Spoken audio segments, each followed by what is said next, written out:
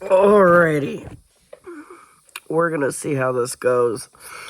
I'm sick, so who knows what the voices are gonna sound like. And what's funny is I started filming this already, and I mentioned, or actually I think I mentioned in the last video that I was likely running out of phone storage. I'm surprised it's let me go on so long. Well, in filming chapter 29 of Outlier, sure enough, it cut me off in the middle, saying I ran out of space. So now I've uploaded up to chapter 28 and was able to delete those off my phone. And we are back with Outlier by Lisa Beeson, chapter 29.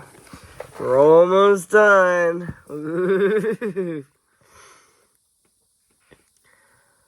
When they came to the doors of the oh gosh, my voice is going to be so off. When they came to the doors of the lab, Miles put his hand on the biometric scanner on the wall, and they opened up to the most amazing lab she had ever seen. Ari raised her eyebrows in surprise and glanced over at Cam, who was grinning at her knowingly.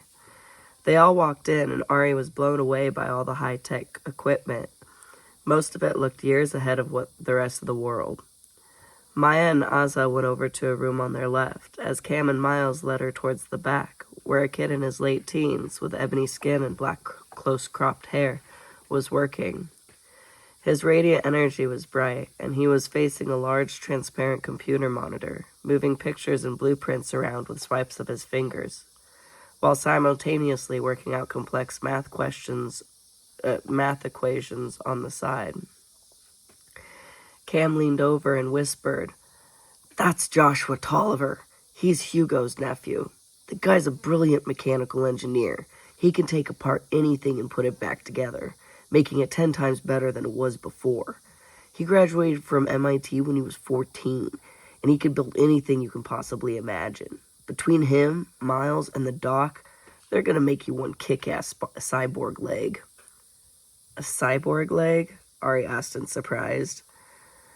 Val had said something about a robo-leg, but at the time Ari had just thought she was being facetious. "Am I really going to have a robotic leg?" Cam grinned and nodded excitedly. "Uh-huh, it's gonna be phenomenal. I'm so jealous." Miles walked up to Joshua and put his hand on his shoulder and whispered something in his ear. Joshua turned around to look at Cam and Ari, and his eyes immediately went to her scars, and then down to where her right leg should be. But then his eyes met hers, and she saw that he was excited she was here, not because of what she could do for him, but because of what he could do for her. She liked him right away. He gave her a shy smile as he walked over to them.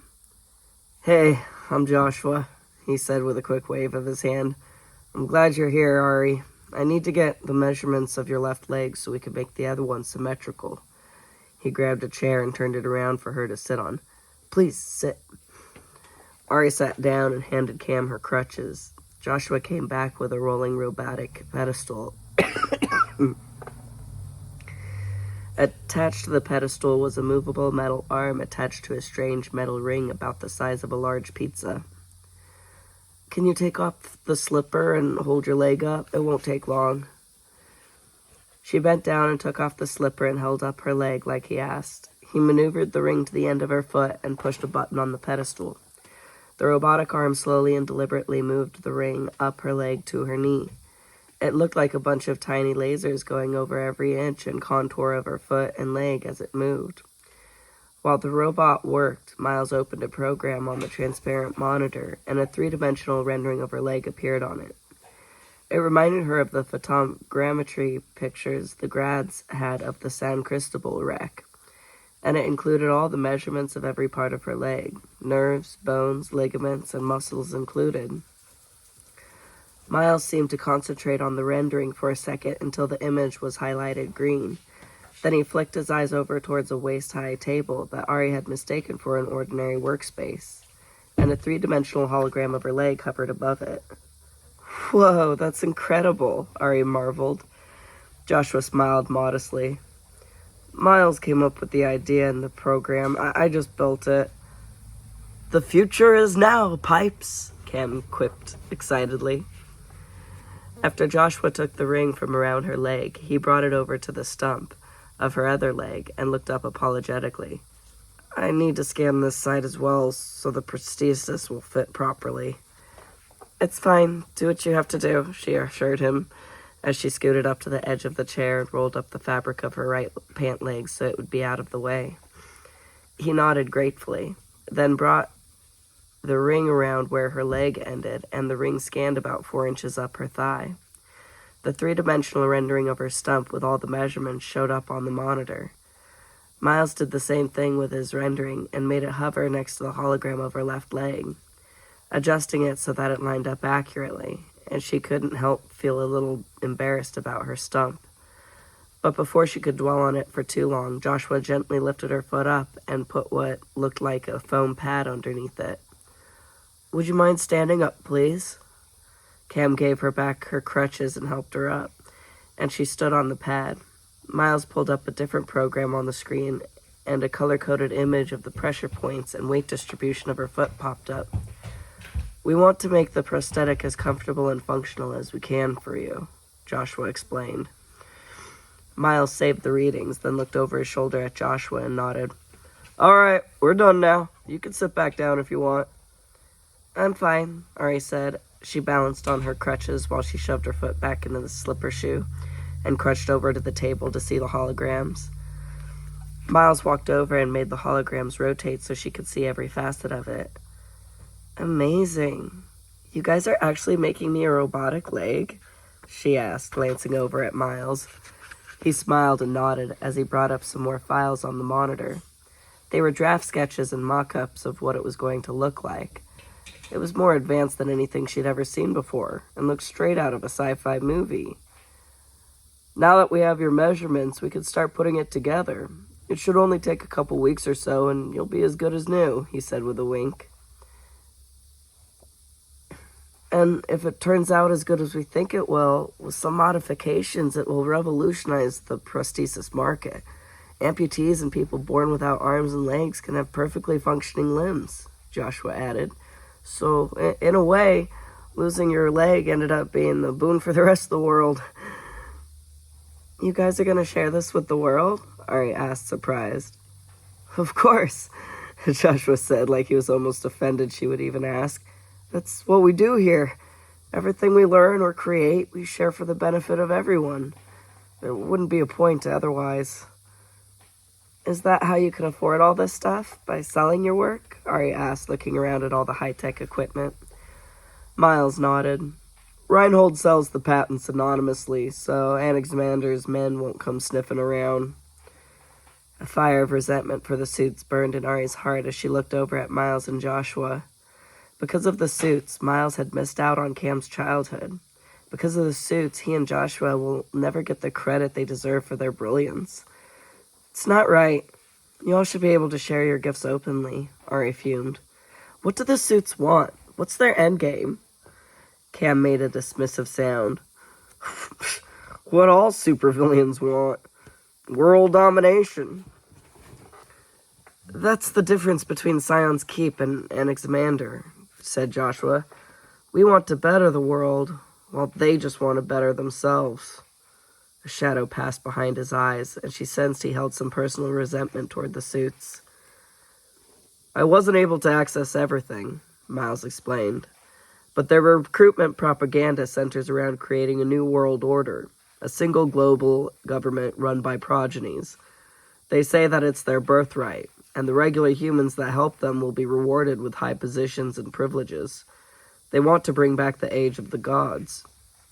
But there was never an age of the gods. They were only Anu colonists, and according to Kale, all they did was fight with each other, Ari countered.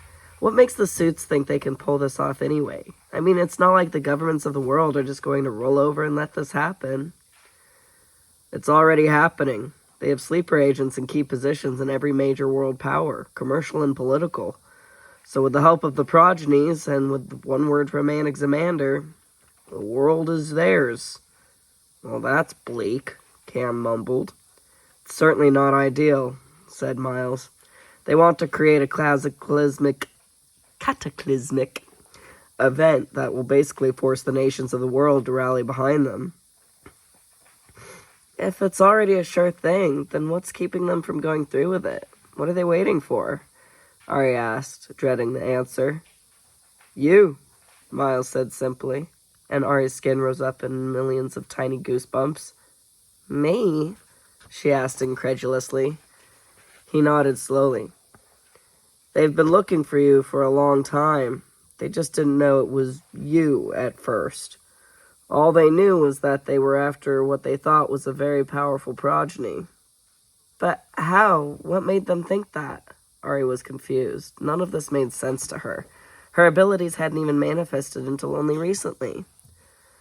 About 9 years ago, I was hiding out in a small town near the coast of northern Florida, when all of a sudden I felt this strong pulse of power. It was like nothing I'd ever felt before. Brilliant ideas for possible programs and technology flooded my mind, and I was able to access programs and systems without even being near a computer.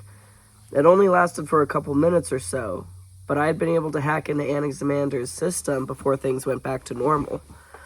I was able to see that one of their satellites had picked up the largest energy reading they had ever recorded before. It affected every progeny on the coasts of Florida, Georgia, and South Carolina. The source was over the Atlantic in the middle of a cyclone that turned into subtropical storm Andrea. It was 3 weeks before the start of the hurricane season, so they figured there was a strong possibility that it wasn't a natural occurrence. His words felt like ice water down her back. She was found in that canal right after Andrea hit. Could I have caused that storm? How could I have possibly done that? They've been on the lookout for years, searching for a progeny that could produce that kind of energy, never suspecting that it could have come from a small child.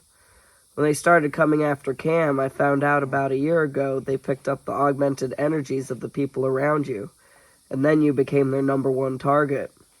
They could control you, with your ability to amplify progeny's abilities, especially if they have progenies with destructive abilities like Val, who's basically a walking sonic weapon. They'd be unstoppable. If they only knew everything I was capable of. They're never gonna stop looking for me, are they? Miles shook his head. Her heart sank at the realization that no one would ever be safe around her. I'm so sorry I put Cam in danger, Miles. Because of me, your sacrifice was for nothing. You must hate me. Ari, Cam started, but she cut him off. No, it's true. If it wasn't for me, they would have left you alone. She couldn't meet any of their eyes. I shouldn't even be here. I'm putting you all in danger. I need to leave. She turned around and started to make her way towards the doors. Cam stepped in front of her, blocking her way. Ari, stop! Cam, you almost died because of me. They were going to blow up that SUV because they're prepared to eliminate anyone in their way to get what they want. These people won't stop. I can't lose you, she screamed in her mind. Then a thought came to her that almost took her breath away. Oh God, is it my fault my mother died? Did the Anunnaki kill her to get to me? Is that why she's dead? She didn't even realize, but her tears were free-flowing. She tried to shoulder past Cam, but he refused to get out of the way. You don't understand, Cam. I'm a curse. No matter where I go, I bring nothing but trouble to the people around me. I refuse to put anyone else in harm's way. Maybe if I'm on my own, no one else will get hurt. Cam grabbed her arms firmly. No, Ari, it's you who doesn't understand. I don't regret a single minute I've spent with you, because I'm a better person for it. Everyone you come in contact with is better because of you. Can't you see that? You're not a curse. You're a freaking blessing. It's those power-hungry assholes out there that want to abuse your abilities that are the curse. Not you. This is the... Pardon me. This is the safest place for you, Ari, Miles added. They'll never find you here. Trust me. This is the longest I've been in one place in 17 years. And no, I don't hate you. In fact, far from it. You saved my son's life, and you brought us together. I could never repay you for that. Ari turned and looked into his eyes to check his intentions, and saw that he was being perfectly honest. He truly believed she was safe here, and he was grateful to her. "If there's anywhere you belong, it's here," Joshua said. She could tell he meant it too. "So no more of this," Cam said, turning her back around. "Stop feeling guilty for other people's sins, because frankly, it's getting super annoying. Assholes are going to be assholes. That's the way it's always been. The only thing decent people like us can do is try to make the world a little less sucky, one awesome contribution at a time." Ari took a deep, steadying breath. Maybe they were right. Maybe this was the best place for her, a place where she could stay out of the suit's grasp and help these people make positive contributions to the world. Maybe this was how she would help those in need of her gifts. This is my purpose. And with that thought, she finally felt like maybe she had a future that wasn't going to be just running and hiding. "There you go, being all almost profound and stuff," she said to Cam with a wry grin while wiping away her tears. "It's a gift, what can I say?" he said, shrugging it off. "I really gotta start writing this stuff down." He grinned and then ruffled her hair. Asa came out to see what the commotion was about. When he saw that it was already settled, he relaxed and asked, "Would you mind coming here for a moment, Ari?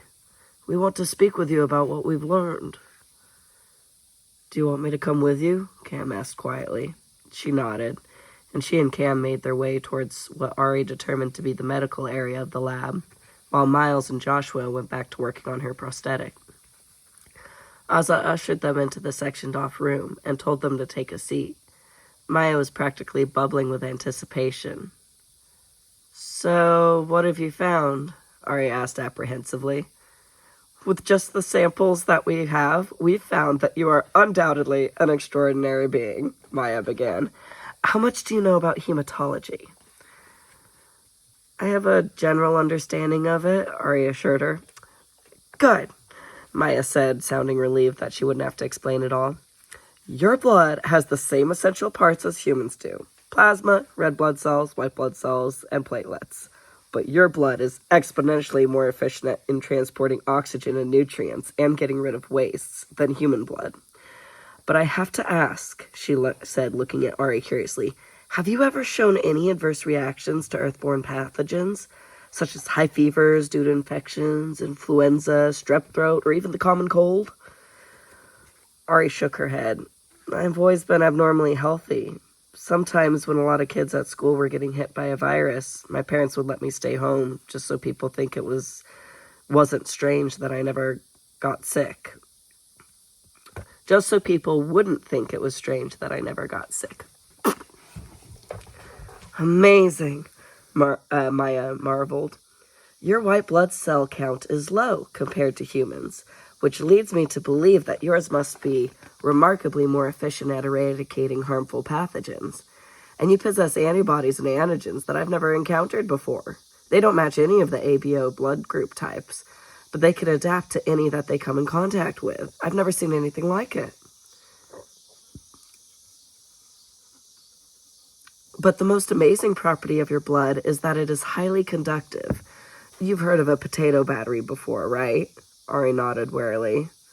"Well, we were curious about how you're able to sense and amplify the electromagnetic energy people give off. So we did some tests and discovered that your cells somehow act as your electric organ.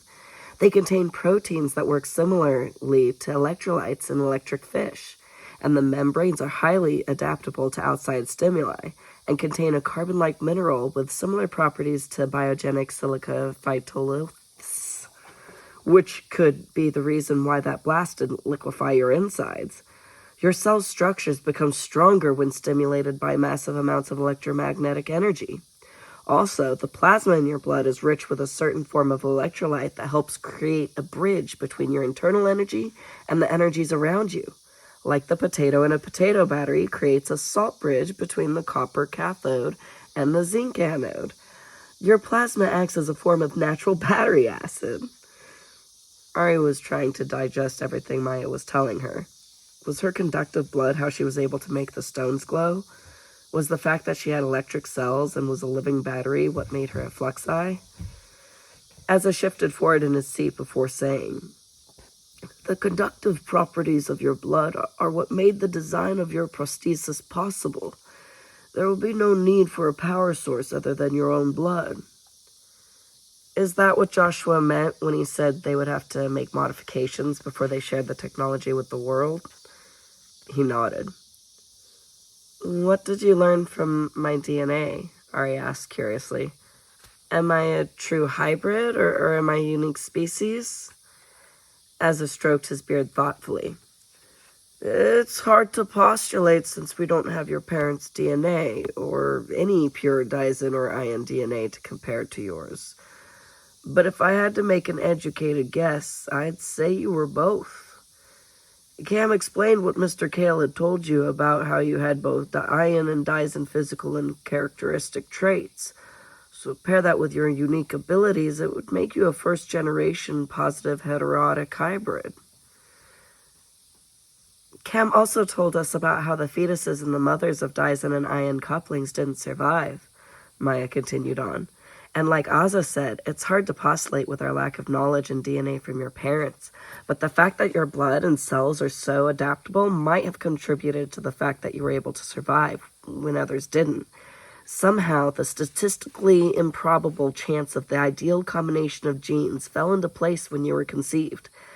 Now, being of the scientific community, I don't throw this word around lightly, but you're a miracle, she said, shaking her head in wonder. At the word miracle, something indistinct, yet emotionally poignant, flashed through Ari's mind, causing an involuntary sharp intake of breath. And as quickly as it hit her, it was gone, not having a chance to realize what it was. Hi, baby. Hi, Mama. Do you want to come? Yeah. This is Gabby, my Gabby girl. My cuckoo mama. My little maniac, ball of energy. That's who Gabby is. Yes, you sweet nut. You little sweet nut butt. You nutty nut.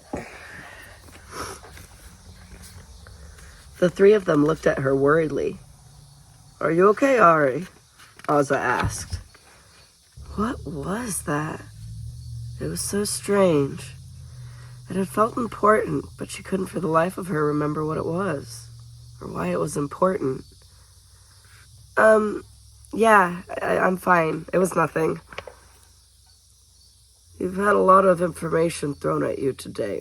Why don't you go rest before dinner and give yourself some time to absorb everything, Asa suggested. Yeah, maybe you're right. Ari grabbed her crutches and Cam helped her get up. Thanks for talking with me, she said to Maya and Asa. They both nodded and stood up as well.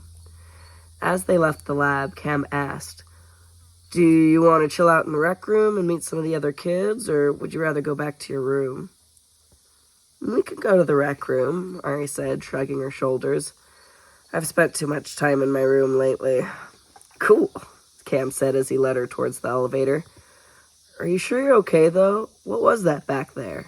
I know you, Ari. I could tell it wasn't nothing. He pushed the button for the elevator, then turned around and leaned against the wall, looking at her expectantly. I honestly don't know. Something Maya said caused something to flash into my mind, but it was gone before I even knew what it was. All I know is that there was a strong emotion attached to it. The doors to the elevator opened, and they both got in. Cam pushed the button for the ground floor, and the doors closed. Maybe it was a memory, he suggested. They say memories are sometimes connected to strong emotions. It makes sense, Ari mused. I've been having a lot of strange dreams lately. Maybe after all the trauma I've been through, they're finally starting to break through. She glanced over at Cam, debating if she should tell him about her near-death experience. Why not? I trust him more than anyone. Cam, you know how you said that they thought I was dead? Yeah. Well, I kind of had an out-of-body experience, and I felt the presence of my mother around me. Tess? He asked, confused. Ari shook her head. No, my birth mother. I remembered her. Not what she looked like or any clear memories, but just her. I remembered knowing her and that I loved her and that she loved me. The elevator doors opened, but neither of them made a move to get out. Maybe that one memory cracked the mental wall that's been blocking the memories of my early childhood. Because ever since then, I've been having strange dreams that are so brief and fragmented that they don't make any sense. Like quick flashes of running, the ground shaking, and big bright bursts of light. Well, Cam said, rubbing the back of his head thoughtfully, try not to focus on them. I know when I try to remember something, the harder I think about it, the harder it is to remember. It's when I'm not thinking about it, or I'm daydreaming about something else, that it pops into my brain. Just relax and think about other stuff. I'm sure they'll come back to you, he said reassuringly. They exited the elevator and Cam led her past the smaller courtyard and down the hall, until they came to a window in a wall that looked into a room that looked like a mix between a home movie theater, an arcade, and a playroom. Ari recognized Alvaro and Claudia, who were lounging on one of the many sectional couches that were arranged around the large room, watching the ginormous, curved LED TV screen that took up most of the wall in front of them. It was the other occupants of the room that really grabbed Ari's attention, though, and made her mouth gape in open disbelief. A skater boy who looked maybe 12 was telekinetically moving a couple of origami birds in the air above Skylar and another little boy. He looked to be the same age as Skylar, and he had the same pale blonde hair and big blue eyes as her, too. Cam glanced over at her shocked expression and chuckled. Trippy, right? I swear, sometimes it's like living in an X-mansion or Hogwarts. He pointed to the skater boy. That's Taika. He's a cool kid. He's Corey and Nina's son. Nina's a tiny little thing from the Ukraine, and Corey is this huge, full-blooded Maury dude. They're a fun couple, Cam chuckled, probably thinking of something funny that happened while she was out of it. And you know Skylar and what she can do. Hugo says she doesn't actually disappear. She's just able to make the people around her think they can't see her, or immediately forget that they do. But I guess it doesn't affect you. I didn't see her at first, only her radiant energy. But when I focused on her, she became visible, and then it wasn't hard to see her at all. Cool. Then you can let everyone know when she's sneaking around. Cam pointed to the boy sitting next to Skylar. That's Soren, Skylar's twin brother. The adults think he might be slightly autistic. He doesn't like to be touched, doesn't talk much, and tends to ignore everyone except Skylar. So don't be disappointed if he doesn't make eye contact or acknowledge you in any way. The only thing he likes to do is origami, which he's an absolute rock star at. The kid can make anything out of paper. Ari watched as Soren looked up at his flying creations with a distant look on his face. There was something about him that struck a chord with her. Before she had started talking after her coma, the doctors had thought she was on the autism spectrum as well. She knew how lonely it was to be emotionally disconnected from people, but at least he had his sister. Can he disappear like Skylar? No, he locks and unlocks stuff. Ari gave him a sideways glance. What? Cam grinned at her. He can unlock anything. Doors, drawers, safes. If it can open, he can unlock it. And the opposite. If he wants to lock something, it is sealed shut and stays that way. Crazy, she said, looking back towards the kids, as Taika was starting to make the paper birds fly in a figure eight. As Ari concentrated on what he was doing, she could see that his energy wasn't actually moving the paper birds. He was manipulating the molecules around them. Yeah, evidently when their class act parents figured out what their kids could do, they made the twins help them break into rich people's houses and steal stuff. When the cops came to bust them, the twins hid in a closet, and the cops had to cut through the wall to get to them. No matter what they did, they couldn't get that closet door open. Wow, Ari said, appalled. Just then a paper bird dive-bombed Claudia's head, and when she turned to glare over at Taika, who was giggling mischievously, she noticed Ari and Cam looking in through the big glass window. Her eyes lit up, and she waved for Cam to come in. Judging by the look on Cam's face and the cool guy wave he gave Claudia, Ari had a feeling more was going on between them than just casual friendship. Claudia's attention caused the other kids to look towards the window, and they all seemed to zero in on Ari. Alvaro glanced at Ari's face, then looked away as fast as he could, pretending to be extremely interested in what was on the TV. which happened to be a commercial for menopause medicine. With the unapologetic directness kids possess, Taika's and the twins' stares were like a painfully uncomfortable spotlight on her flaws. And Ari had an idea of what Jack was talking about when he said people never really saw him. Maybe I'm not ready for this. Cam nudged her with his elbow. You want to go in? She was about to say she changed her mind when his cuff made a pinging sound. He brought up his left arm and quickly read the message. Ooh, Nina and Corey are back from the knot, and they want the cart and the dishes back, he said, looking up at Ari apologetically. That's fine, she assured him. I don't think I'm ready for socializing yet, anyway. I was thinking maybe chilling by that fountain in the courtyard. Give myself time to wrap my mind around everything. Okay, he nodded. Then he tapped out a message to Claudia, telling her what he had to do. As soon as he hit send, Claudia looked down at her cuff, and then looked up and nodded disappointedly. Cam ruffled Ari's hair, then took off towards her room, using the wrought iron staircase, taking a parkour shortcut by bypassing the stairs altogether, probably wanting to get the chore over with as fast as he could. Ari made her way over to the large courtyard, thankful that it was deserted, and went over to sit on the edge of the fountain. It was a lot larger than the one in her old backyard, but the soothing sound of the falling water was the same. Looking down in the basin, she saw that people had thrown coins into it like a wishing well, and she wondered whether their wishes had come true. Running her fingers under the crystal veil of the falling water, she watched as the refracted light made tiny rainbows dance around her hand. The tranquil sound transported her back to the first day she had come to the Rileys. They were just strangers to her then, and she had no idea what an essential part of her life they would become. It had been a pivotal moment, a new chapter, and a new course, just like this moment now. Would these people become another family? Would they become as integral to her as the Rileys? The only way to find out was to let them in. But in order to do that, she needed to be at peace with herself. She had been told that she was good, that she was a blessing, and that she was meant to do great things. But in order for those things to be true, she needed to believe it of herself. With the Reinhold's ability to hide her energy, she decided to try meditating again, filtering the karmic toxins from her soul, like how she had done with Tober. Turning her back to the water, she planted her foot on the clay tile floor and aligned her vertebrae, neck, and head, just like Tober had taught her. Placing her hands comfortably in her lap, she closed her eyes and began to be aware of the deep, calm undulations of her breath. As Ari cleared her mind, she soon began to feel the disconnect from the constant whirring of her thoughts, and with the outward flow of her consciousness, she became aware of the clean, pure energy of the plants around the courtyard, and then the powerful frequencies of the progeny's energies in the building around her. Pushing out, she was able to feel the boundary of the protective field Reinhold and Wyatt were creating. Making sure to stay inside the electrostatic field, she explored it and tested it.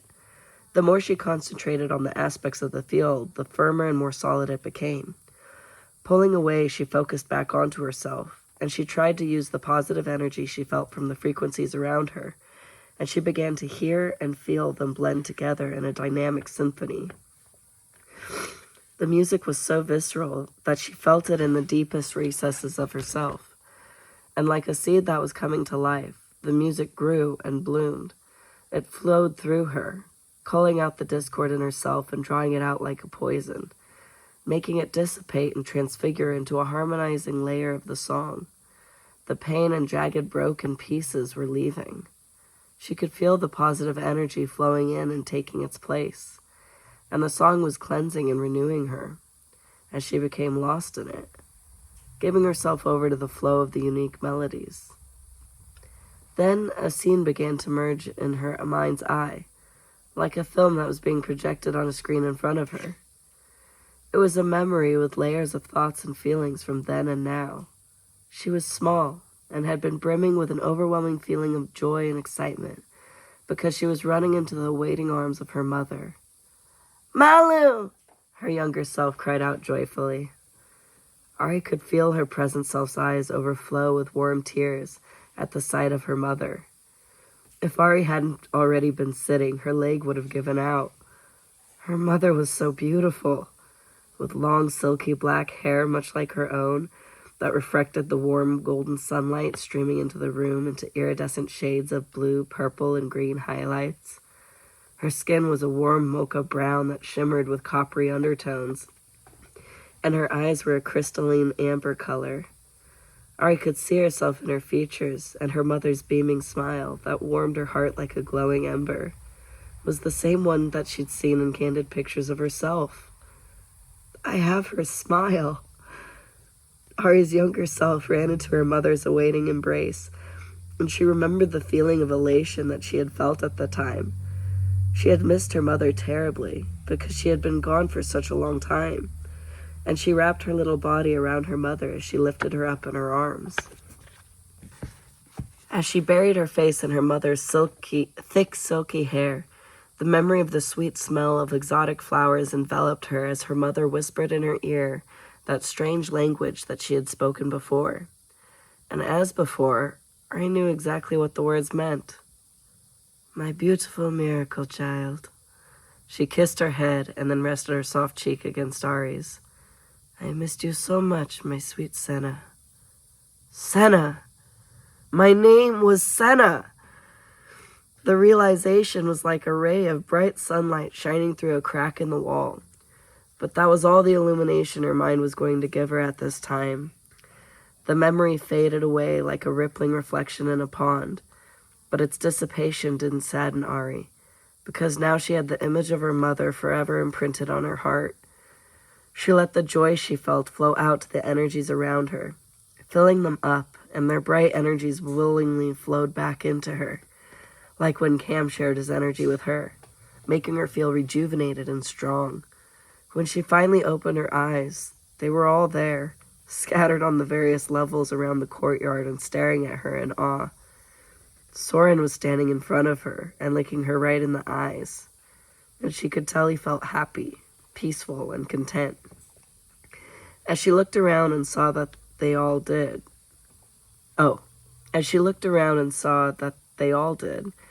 they were grateful to her for what she had shared with them.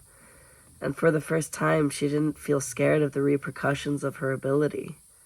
She finally felt like she found a place where she could be herself, where she could belong.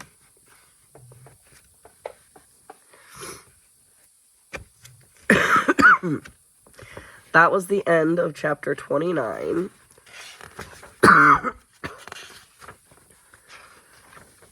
And we're running late on this video, but we're just going to power through because we are now at the last chapter. Dun, dun, dun. How exciting. Chapter 30. The atmosphere in the but I'm already messing it up. Actually, I could use some water. I'm so sick right now, guys. It's ridiculous. I haven't been this sick in a long while. I rarely get this sick. Ugh. The atmosphere in the empty dive bar was dark and foul, which fit Fett's mood perfectly as he nursed his glass of cheap gin. It was too early in the day for the rest of the clientele that frequented the squalid establishment, but not for Fett. He practically lived there. He relished the sensation of the harsh liquor as it scorched his throat and lit a fire in his belly. The burn made him feel alive, which was about all the enjoyment he could get from the elderly derelict vessel he was currently inhabiting. This was his fifth body since Nakar had demoted him to the dregs as a punishment for the debacle with the girl. It had only been a month since he had claimed this one, and he could already feel it rotting and wasting away around him. Fett was desperate to find a way to gain his status back and earn Nakar's favor once more. He had been so close to rising castes when he had discovered the girl and informed Nakar of her existence, but the chance had been ripped from his grasp by the Oracle and her kin. He wanted retribution against them, but Nakar had forbidden it, not wanting to draw undue attention. New Orleans had been a sanctum for their kind for centuries. before it was even considered part of America, and he didn't feel it was necessary to jeopardize that for Fett's vendetta. So Fett spent his time bitterly ruminating over his misfortunes, while trying to preserve his vessel by pickling it with cheap liquor. The door to the bar swung open, letting the heinous rays of sunlight intrude on his dark retreat, just as he was finishing the last drops of his drink. Even as he shielded his bleary eyes from the blinding glare, he could tell that it was some of his kind, and he scowled with distaste as he recognized their scent. He thought that he was free of them when they had fled to Germany for the war. "What the hell are you two doing here?" Fett grumbled with the hoarse, gravelly voice he inherited with his vessel. Hoarse, gravelly voice. I don't know if I could do that right now. "What the hell are you two doing here?" Fett grumbled with the hoarse, gravelly voice he inherited with his vessel. Is that any way to greet your old friends, Fett?" Sesva crooned as the door shut behind them. "Especially since we have such good news." As his eyes adjusted back to the darkness, Fett saw that the despicable duo must have just recently claimed their vessels. They had obviously been addicts, but the vessels were young and their skins still held a lively pigment without any signs of decay. His scowl deepened as jealousy and envy warred with his curiosity. "We heard that you had been demoted, but to find you in a cesspool like this and in a vessel like that," Sesva said with condescending pity as he motioned to Fett's current state. "It pains me to see you brought so low, my friend." "I'm sure it does." Fett turned away from them and stared longingly into his empty glass. "It's nice to know news of my failure has spread to places far and wide," he said with rancorous intonation. "You'll be glad that it has," Sesva assured him, before calling the attention of the surly bartender with a sharp whistle. He and Haksha sat down on the stools on either side of Fett. The man reluctantly came over, eyeing the three of them warily as he wiped the rim of a glass with a dirty dish rag. "Another for my friend here," Sesva said as he gave Fett's back a hearty pat that dislodged some mucus from his lungs that caused him to hack and cough uncontrollably. "And 2 lagers for us," he said, pointing to himself and Haksha. The bartender refilled Fett's glass with gin, then filled 2 pint glasses with a cheap American lager they had on tap, and placed them on the bar. "That'll be $20. "Pay the man, Haksha," Sesva instructed. Haksha grinned as he reached into his pocket and brought out a wad of crumpled-up bills, some of which clearly had fresh smears of blood on them. "Keep the change," Haksha drawled, before he broke out laughing like a demented hyena, thinking himself hilarious and clever for remembering the played-out line.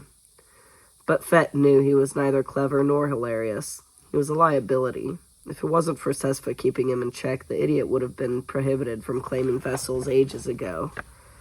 The bartender looked down at the bloody wad of cash with disgust. "What the hell is that?" he demanded. "More than $20, Sesva said silkily. "Haksha has just given you a very large tip.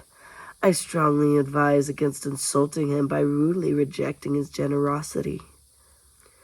Haksha eyed the man predatorily as he took out a knife and began using the sharp tip of the blade to clean out the dry, crusted blood from underneath his fingernails. The bartender grabbed the wad and quickly retreated to the other end of the bar by the cash register, busying himself with menial tasks. From what Fett had observed, he was a man with very few scruples and even less brain cells, but he was smart enough to know not to mess with the likes of them. The delicious scent of the bartender's fear cleared Fett's head and raised his spirits a bit, but not enough that he wanted to risk being barred from the only establishment that tolerated his repugnant vessel. "Dial it back, Haksha. I'd rather not be expelled from my favorite bar." "He's only having a bit of fun. Besides, you won't be relegated to the dregs for very much longer," Sesva said enticingly. Then he took a swig of the bitter lager and his face crumpled in revulsion. Ugh, Americans know nothing about beer. Out with it! Fett croaked, slamming his hand on the bar. He was tired of Sesfa's games, and wanted this to be over with, so he could go back to stewing in his misery in peace. Unperturbed by Fett's outburst, Sesfa continued to finish off his beer, taking pleasure in drawing out the suspense as long as he could. When he drained the glass and he turned it over and slammed it down on the bar with a satisfying clink. We came across your girl in Heidelberg a couple weeks ago. Haksha made an inhuman noise in the back of his throat that caused the bartender to tense and glance over at them nervously. Fett coughed out a wheezy, grating chuckle. I take it the interaction didn't go very well. She slayed our vessels, Haksha snarled. She moved swiftly like the golden ones. That made Fett pause. He looked to Sesfa, who nodded in confirmation. But all the golden ones are gone, Fett insisted. Apparently not all. She was traveling with one that was disguised as a human.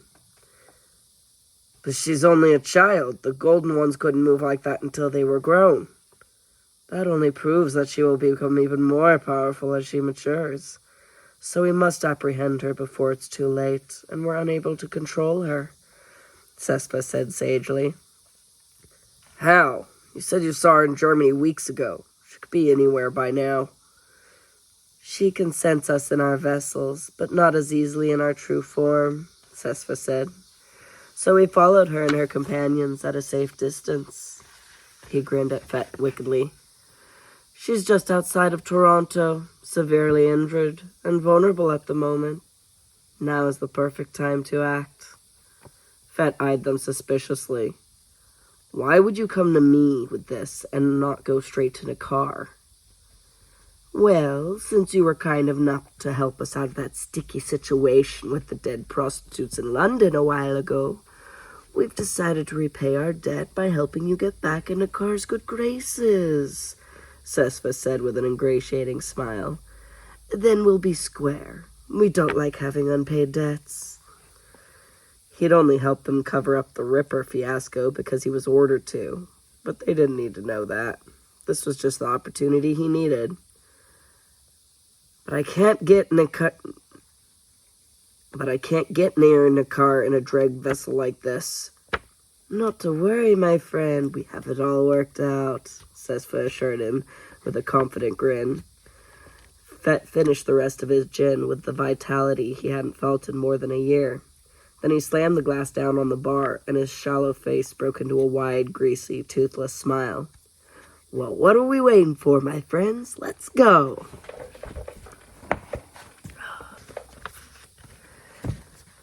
After the three shades left the bar, along with their noxious presence, Adam leaned back against the prep counter and let out a gusty sigh of relief, and scratched the thick beard he'd grown to help disguise himself.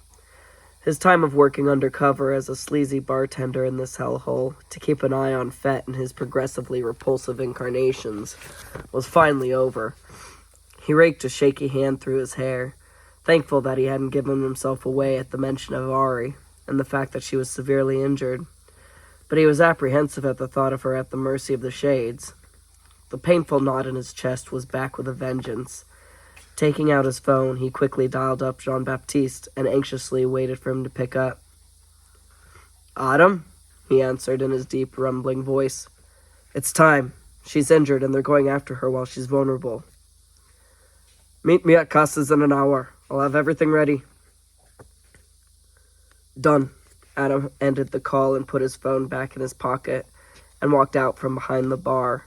To hell with this place, he thought, as he left the bloody money by the register, not wanting anything to do with it, or having to think about how it got that way. Those creatures were vile. He'd spent enough time around them to know he'd be damned before he'd let them get their hands on Ari. Hang on, kid. We're coming. And that is not only the end of chapter 30, but the end of Outlier. book 2 of the Transcendent series by Lisa Beeson. We did it. We made it through another book. We are on the way. There is a glossary. Maybe we'll go through the glossary. Not in this video, though. So, it's already 50 minutes long. Thank you for joining us for book 2 of Transcendent series. I should probably go finish Twilight, but I'm probably just gonna go grab the 3rd book and start that one. I'm probably just gonna start that one. Once you're in. You can't just stop. It's too good. I gotta keep going. You know? Yeah, you know. All right. Peace.